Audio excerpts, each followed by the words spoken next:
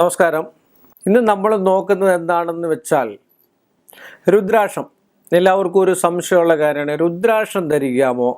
പല ആൾക്കാരും വിദേശത്ത് നിന്നും അമേരിക്കയിൽ നിന്നും UK നിന്നും ഒക്കെ വിളിച്ചു ചോദിക്കാറുണ്ട്, രുദ്രാക്ഷം ധരിക്കാമോ? രുദ്രാക്ഷം ധരിക്കുന്നത് എന്തിന്? രുദ്രാക്ഷത്തിൻ്റെ മാഹാത്മ്യം എന്ത്? ചെറുപ്പക്കാരായിട്ടുള്ള ഞങ്ങൾക്ക് സാറേ രുദ്രാക്ഷം കഴിക്കാമോ? അതോ വിവാഹത്തിന് ശേഷമാണോ രുദ്രാക്ഷം ധരിക്കേണ്ടത്? രുദ്രാക്ഷം ധരിക്കുന്നതിൽ ചെറുപ്പമെന്നോ വലിപ്പമെന്നോ പ്രായമെന്നോ ഒന്നുമില്ല. കാരണം അതിൻ്റെ ഉപയോഗം എങ്ങനെ എന്നനുസരിച്ച് വേണം ധരിക്കാൻ. സാധാരണ ആൾക്കാരും ജ്യോത്സ്യന്മാരും ഒക്കെ പറയുന്നത് എന്താണെന്ന് ചോദിച്ചാൽ ചെറുപ്പക്കാർ രുദ്രാക്ഷം ധരിക്കാൻ പാടില്ല എന്ന്. അത് എന്തുകൊണ്ടെന്ന് പറഞ്ഞു കഴിഞ്ഞാൽ ഒരു 30 വയസ്സ് വരെയുള്ള യൗവനയുക്ത കാലത്ത് അവരുടേതായിട്ടുള്ള സ്വഭാവങ്ങളും കാര്യങ്ങളൊക്കെ ഉള്ളതുകൊണ്ടും മനസ്സിനെ പക്വതയാക്കി നിർത്താൻ കഴിവില്ലാത്തതുകൊണ്ടുമാണ് പറയുന്നത് ചെറുപ്പക്കാർ അല്ലെങ്കിൽ യൗവനയുക്തരായിട്ടുള്ള ആൾക്കാർ രുദ്രാക്ഷം ധരിക്കാൻ പാടില്ല. പക്ഷേങ്കിൽ അത് ഈശ്വര വിശ്വാസത്തോടും ശ്രദ്ധയോടും വ്രതശുദ്ധിയോടും കൂടി, പൂർണ്ണ വ്രതശുദ്ധിയോടുകൂടി രുദ്രാക്ഷം ധരിച്ചാൽ അതിന് ഫലമേ ഉണ്ടാവുള്ളൂ. അങ്ങനെ ചെറുപ്പക്കാർക്ക് നടക്കില്ല, അല്ലെങ്കിൽ ആ ഒരു പ്രായത്തിലുള്ള ആൾക്കാർക്ക് നടക്കാൻ സാധ്യത വളരെ കുറവാണ്. അതുകൊണ്ടാണ് സാമാന്യനെ പറയുന്നത് ഇച്ചിരി പ്രായമായതിന് ശേഷം അതായിരിക്കും നല്ലത്. കാരണം വെച്ചാൽ അങ്ങനെയുള്ള കൂടുതൽ അശുദ്ധി ഉണ്ടാകുന്നില്ല, മറ്റു കാര്യങ്ങൾ ഉണ്ടാകുന്നില്ല, നീച രീതിയിലുള്ള പ്രവൃത്തികൾ ഉണ്ടായിരുന്നില്ല, പെട്ടെന്ന് ദേഷ്യം വരില്ല, അന്യരോട് സംസാരിക്കുന്ന വളരെ മൃദുത്വമായിട്ടായിരിക്കാം, എല്ലാത്തിനും ഒരു വിവേക ബുദ്ധി ഉണ്ടായിരിക്കും, ഒരു സനാതനമായിട്ടുള്ള ബുദ്ധി. ചില ഒരു ചെറുപ്പക്കാരൻ എന്ന് പറഞ്ഞു കഴിഞ്ഞാൽ ആരെങ്കിലും എന്തെങ്കിലും പറഞ്ഞാൽ എന്താണെന്ന് ചോദിച്ചാൽ ഏതാണെന്ന് ചോദിക്കുന്ന ആ ഒരു അവസ്ഥാന്തരം ഉണ്ടാവുകയും ഒക്കെ ചെയ്യുന്നുണ്ട്. ചില ബ്ലഡ് പവർ കൂടുതലുള്ള, ബ്ലഡ് സർക്കുലേഷൻ കൂടുതലുള്ള സമയമാണ് യൗവനയുക്തമായിട്ടുള്ള സമയം. പക്ഷെ ആ സമയത്ത് ശുദ്ധതയോടുകൂടി രുദ്രാക്ഷം ധരിച്ചാൽ ഏറ്റവും ഉത്തമമാണ്. പക്ഷെങ്കിൽ ആ സമയത്ത് ചന്ദനം ധരിക്കുകയാണ്, ഇല്ലാത്ത ദുഃഖം ഉണ്ടാക്കി വെക്കുന്നതിനേക്കാൾ നല്ലത്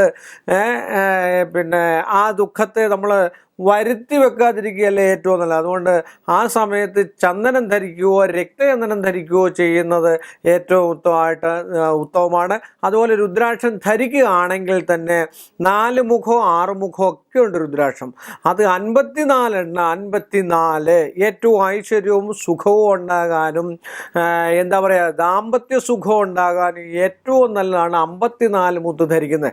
അതുപോലെ 108 മുത്ത്, അത് 62 മുത്ത്, അങ്ങനെയൊക്കെ ഉണ്ട്. ഓരോ മുത്തുകൾക്ക് എണ്ണമുണ്ട്. എണ്ണ രീതിയിൽ ധരിച്ചെങ്കിൽ മാത്രമേ അതിന് പ്രയോജനം ഉണ്ടാകത്തുള്ളൂ. പ്രായം ചെന്നിട്ടുള്ള ആളാണെങ്കിലും യൗവനയുക്തയായിട്ടുള്ള ആളാണെങ്കിലും രുദ്രാക്ഷം ധരിക്കുകയാണെങ്കിൽ അതിൻ്റെ ശുദ്ധത എല്ലാ ദിവസവും മാംസാദികൾ ഉപയോഗിക്കുന്നുണ്ടെങ്കിൽ മത്സ്യമോ മാംസമോ ഉപയോഗിക്കുന്ന സമയത്ത് ഈ രുദ്രാക്ഷം അഴിച്ചു വെച്ചിട്ട് വേണം, രുദ്രാക്ഷം മാറ്റി വെച്ചിട്ട് ശേഷം വേണം നമ്മൾ ഭക്ഷണം കഴിക്കാനായിട്ട്. ആ രുദ്രാക്ഷം മാറ്റി വെച്ചതിന് ശേഷം അങ്ങനെ ഭക്ഷണം കഴിക്കാൻ ഒക്കുന്നവർ മാത്രമേ രുദ്രാക്ഷം ഉപയോഗിക്കാവൂ എന്നാണ് പറയുക. അതുപോലെ സന്ധ്യയ്ക്ക് ശേഷം കിടക്കുന്നതിന് മുമ്പ് രുദ്രാക്ഷം ഒഴിച്ച് പൂജാമുറിയിൽ വെക്കുക.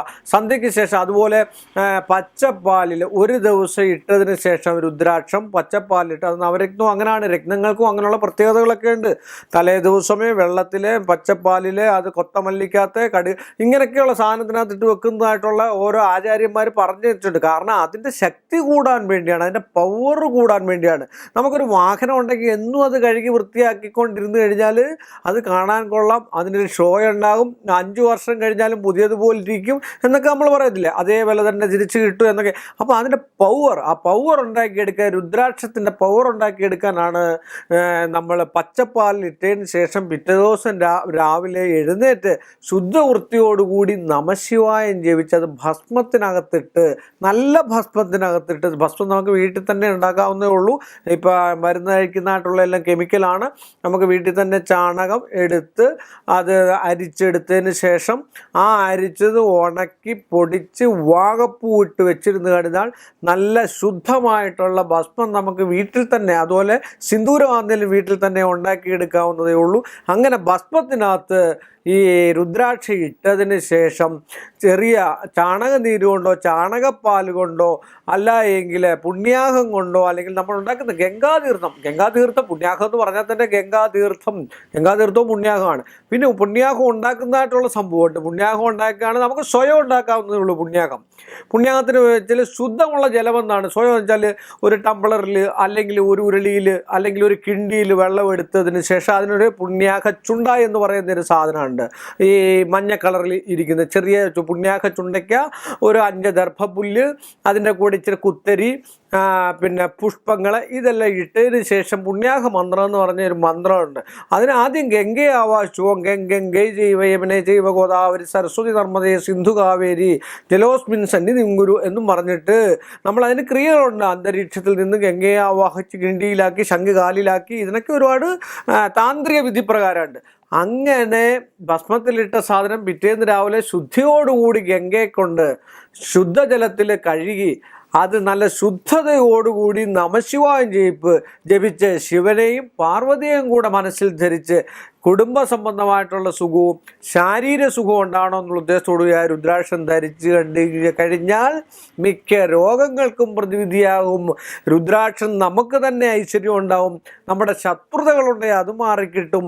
അന്യഥാ ഉള്ള വിഷയങ്ങളോ ഒരു നീച രീതിയിലുള്ളൊരവസ്ഥയോ നമ്മളുടെ മനസ്സിനെ ഒരു രീതിയിലും മാലിന്യമാക്കാതെ നല്ല രീതിയിലുള്ള ചിന്താഗതി നമുക്കുണ്ടാകും. മറ്റുള്ളവർക്ക് ദോഷം ചെയ്യാത്ത ചിന്താഗതി, എപ്പോഴും ഈശ്വരനുമായിട്ട് ലയിക്കുന്നതായിട്ടുള്ളത്. എന്തിനാണ് ഈശ്വരനുമായിട്ട് ലയിക്കുന്നത്? മറ്റുള്ളവർ ദ്രോഹം ചെയ്യാതിരിക്കാനും, മറ്റുള്ളവരെ സ്നേഹിക്കാനും, മറ്റുള്ളവരെ പ്രേമിക്കാനും, മറ്റുള്ളവരെ ഇഷ്ടപ്പെടാനും, അച്ഛനെ അച്ഛനായിട്ട് കാണാനും, അമ്മയെ അമ്മയായിട്ട് കാണാനും, പെങ്ങളെ പെങ്ങളായിട്ട് കാണാനും ഒക്കെയാണ് നമ്മൾ ഈ കാലത്ത് അന്തസ്സായിട്ട് നമ്മൾ ജീവിക്കുന്നതെന്ന് വേണം പറയാം. അതിനുവേണ്ടിയാണ് രുദ്രാക്ഷം ധരിക്കുന്നത്. രുദ്രാക്ഷത്തിൻ്റെ മാഹാത്മ്യം എന്ന് പറഞ്ഞാൽ എത്ര പറഞ്ഞറിയിച്ചാൽ എത്ര എപ്പിസോഡ് എടുത്താലും തീരത്തില്ല. അതുപോലുള്ള സംഭവങ്ങളുണ്ട്. അതുകൊണ്ട് ഇങ്ങനെ ശുദ്ധവൃത്തിയോടുകൂടി രുദ്രാക്ഷം ധരിച്ചു കഴിഞ്ഞാൽ ഐശ്വര്യവും സമ്പൽ സമൃദ്ധിയും ഉണ്ടാകത്തുള്ളൂ.